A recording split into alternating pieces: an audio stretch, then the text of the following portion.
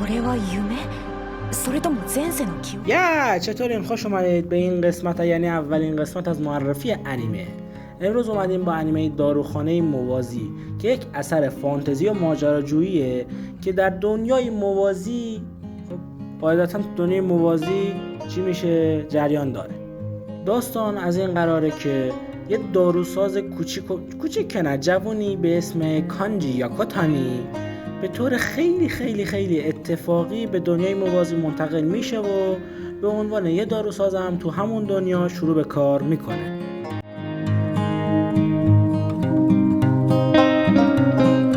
طبق روال همه جور انیمه های ایسکای توی این دنیا یا کوتانی با انواع اقسام موجودات عجیب و غریب و خب ساکنان محلی اون دنیا آشنا میشه.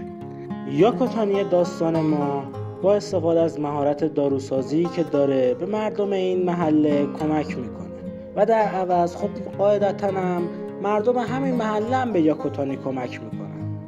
چون میخوام این معرفی نامه ها کوتاه باشه و زیاد وقتگیر نباشه، بریم سراغ معرفی اجمالی که تموم شد. بریم سراغ بقیه داستان رو تموم کنیم بریم داستان را.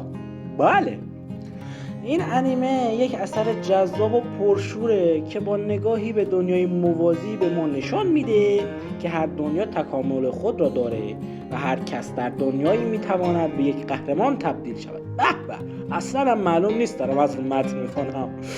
خلاصه که این انیمه با نشون دادن رابطه بین یاکوتانی و ساکنان دنیای موازی به ما میفهمونه، نشون میده که در جهان واقعی هم باید ما با هم دیگه مرتبط باشیم و میتوانیم با کمک یکدیگر دنیای بهتر بسازیم.